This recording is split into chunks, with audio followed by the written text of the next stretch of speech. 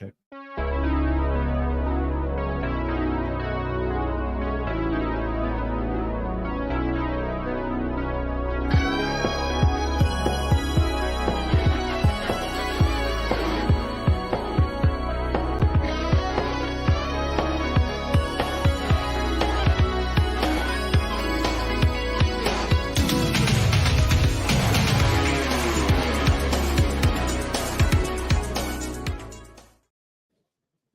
Well, where would you rather be than Las Vegas, Nevada? It is Super Bowl week. We are here at Radio Row, and Shawne, something just feels a little too familiar. Shawne Merriman, Lights Out, is here.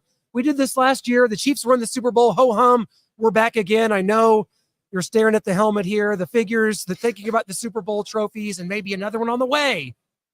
I think so.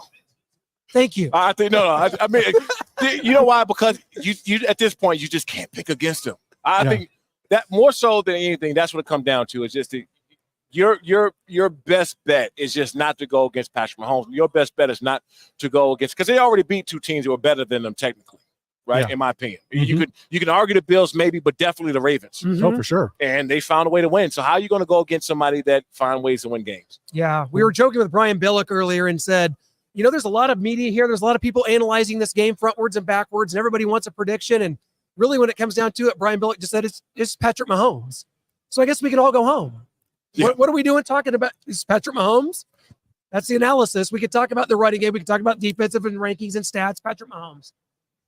Look, but you said the defense too. So that is a factor. That's one thing that I don't think has received the credit that they because the star, like you said, of Patrick Mahomes, the star side of Patrick Mahomes and Travis Kelce, Andy Reid, the things they can do on the offense side of the ball. The reason why they're playing in the Super Bowl, guys, is because of their defense. Mm-hmm. That play they made against Flowers going into the end zone, he scores. That's a different football game. Oh, for sure. That's a different football game. So, Tranquil, right? The former Chargers kind of like balling out of control. Coming up big. And so the defense is not going to ever get the credit when you got a star quarterback in presence. Yeah, and just to kind of talk about where this offense has been and this team, this Chiefs team, they were down a lot of the season, receivers making a lot of mistakes. And what are the Broncos fans and Raiders fans and, of course, the Chargers fans thinking, I'm sure, throughout the season, like, finally, they've come back to earth. Finally, they're going to get their due. Someone else is going to be in the Super Bowl, and now here they are again. So what do teams like the Chargers say? The amount of people that jumped off the bandwagon when they lost against the Lions the first game of the year, right? Because, no Chris Jones, obviously, no Travis Kelce in first game of the year. Lions are riding high off of last year and how they ended. So, okay, you got to give me, right? You had your stars went on the field. They had some games this year that they just didn't look as dominant as they once were. The thing will change with me. My idea and how I look at Patrick Mahomes is last year when he was playing on that hurt foot in the AFC Championship game. Yes. Right? We all know he's a great quarterback and intangibles and things he's capable of doing. That, to me, showed a different side. Like, you know what? If you can't beat this dude on the bum foot, he iced the game running 10-plus yards at the end of that game. Yeah. If you can't beat him then how are you going to beat him healthy? Sure.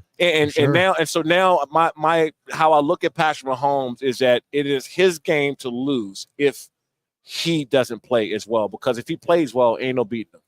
Well, we got to talk about things from a Chargers point of view. You've been to games this year. You've been to SoFi Stadium paying $22 for one beer. Although that price is getting dwarfed here in Vegas. I got to be honest. The price gouging is a little much, but you've been around. You know this team. Jim Harbaugh, he's here. You've probably talked about it over the last few weeks quite a bit. You got Sean Payton in this division. Antonio Pierce, saw him right over here, man. He brings an intensity to that organization. Jim Harbaugh's been to a Super Bowl. He's won wherever he's been. What does that mean for Justin Herbert, the Chargers, this organization, when they're trying to catch what Patrick Mahomes and the Chiefs have done? Yeah, well, first of all, you're right. Forget talking about the Super Bowl. Forget talking about the playoffs. They got to be the best team in the division, right? Because the best team in the division is also the defending Super Bowl champions. So you got to start there before you even look in playoffs, the Super Bowl, anywhere else, because the best team in the NFL is in your actual division.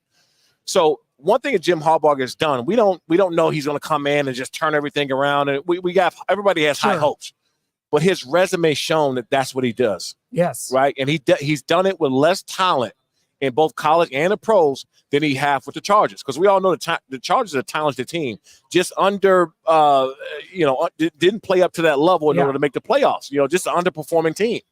And so you walking into not too many opportunities where you get a franchise quarterback a Keenan Allen, a Bosa, a Khalil Mack, a Derwin James, and a coaching vacancy. Yeah. That just it doesn't happen. So, you know, I know everybody's talking about it's good for the Chargers, but it's also good for Jim Harbaugh because he's been looking to make that jump anyway. And so if you're looking to make that jump, what better way to make that jump with a franchise quarterback there already? Yeah, and here in Kansas City in kind of the late 90s, we had Elvis Grbac and Rich Gannon. Rich Gannon was already on the team. They went out and got Elvis Grbac because they thought he's the prototypical quarterback. Rich is running around back there, not the strongest arm. I don't know what that is. But Elvis Grbac, he's the prototype. I mean, he's a big, tall quarterback, has a strong arm to get it downfield. Do you think, relating that to now, Justin Herbert maybe has the tangibles, but we're still waiting to see the intangibles? Is that fair? Yeah, I think that's fair. But I think the intangibles are there. It's been a consistency as coaches. Yeah. I mean, he had, four offense coordinators in his tenure there. Mm-hmm. Guys, that is, I mean, even as a defensive player, if you got a defensive scheme coming in, that this word means that to that coach, that word means a left or right side. As a quarterback, that's like learning a whole different language coming in. And so, you know, you go from what they had before, and you go to Kellen Moore, that didn't pan out like they wanted to. New head coach coming in. Now he's forced to learn a different system. Now, the only difference in this time, you're working with a quarterback-friendly coach. Yeah. That works specifically well with quarterbacks. For sure. So it ain't no, he's not coming and putting too much on his plate that he can't handle. He want him firing the ball and using this intangibles and not out there thinking, because that's what I saw in this offense too much this year. Too much thinking and not enough playing. Sean, I got to be honest. I see most of my epic knockout videos from you on Instagram. Sign him up. Lights Out XF. I think last year when we talked in Phoenix, you were working on maybe 3 or 4 Lights Out XF, your third or fourth event. You're coming up here Friday, February 16th. It is Lights Out 14. Yeah.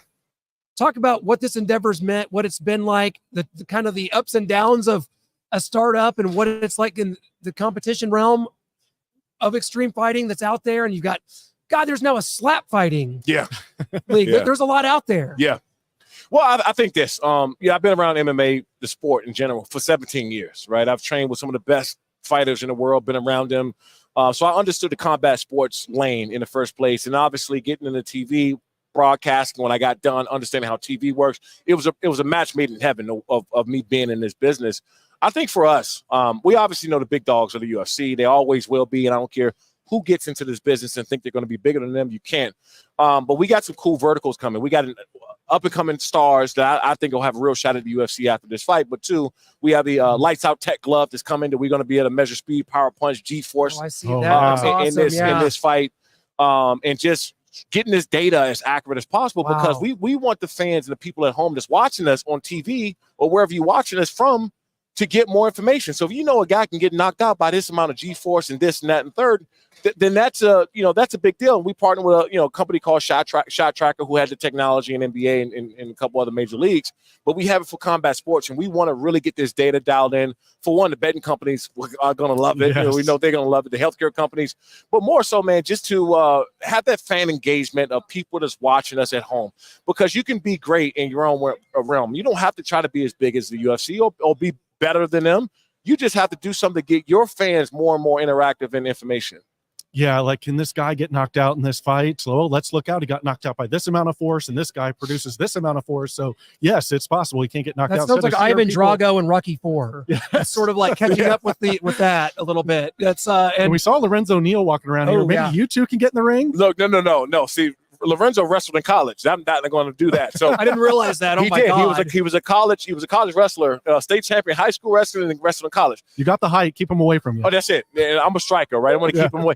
And my rookie year when I came in, I would love to tussle around with anybody, but I knew that Lorenzo Neal's tussle was a little bit different than everybody else's.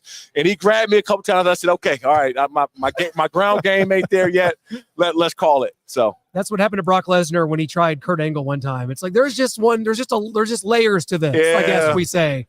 And it's going to get crazy around here, Sean, because tomorrow a lot of the WWE guys are going to be around. We're going to have Roman, The Rock, Triple H. There's a big event over here kind of announcing WrestleMania 40. Just, man, it seems like WWE might have missed the boat. I think WrestleMania 40 should have been right here in Las Vegas or going to Philly. But, man, just the company, the merger with, the Endeavor, the TKO thing, this has never been more in the forefront than maybe back in the day of my era. Hogan, Ultimate Warrior, Ravishing Rick Rude. That's my era. But man, things are really taking off for the WWE right now. Aside from the one slight issue they're having. Yeah. Aside from that, things are good. Look, outside of that craziness, yeah. You know what? One thing I love about the partnership with the UFC and WWE is, for one, people don't understand how big WWE is in the world, right? I mean, we all grew up on it. I've hosted a WrestleMania before for them with WWE Network. Work with them, great people over there and all that. But I don't think people understand how big WWE is in the world. I mean, 50 plus countries or 60, whatever it is, and they actually have the biggest YouTube channel of all the sports. That's crazy. I didn't know that. They have the biggest. And so with the merger of how they build storytelling, branding, building guys and building matches up, UFC is on the same path. And I don't think directly their paths ever going to cross. But if you don't think that they're using some of the promotional tools and the marketing tools to up their branding and exposure and eyeballs to the UFC, you're crazy, because WWE has been doing it a lot longer.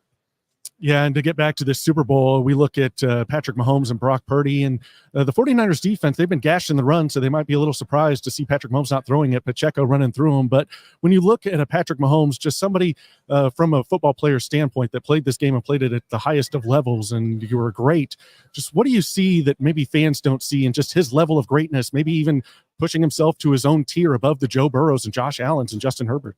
Outside of his physical attributes and what he can do with the football and his arm strength and throwing sideways, I mean, all the physical intangibles are there. His decision-making is next level.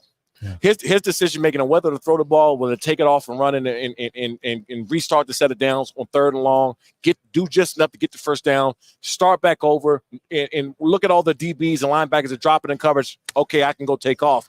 He can do that, and Lamar Jackson didn't. Right, think about that. He knew when to do it and when not to do it. The mental part of it. So outside of physically what he can bring to the game and his physical capabilities, his decision making, man, is on the next level. Shawne, we look forward to it every year. We even have you on our show during this year, online. So we really look forward to that as well. Again, the website lightsoutxf.com, February 16th at Thunder Studios, Long Beach, California, on our good Fubo TV. That's been a great partnership. Can't wait to watch it on Fubo TV. It's great stuff, and we always look forward to it, my man. Appreciate it. Thanks, man. Thanks for having me on as always. Sign us up. Yeah. It's always an honor, my friend. On the catch weight, the 5-pound difference, I got to fix that. Thanks, guys. Thank you so much.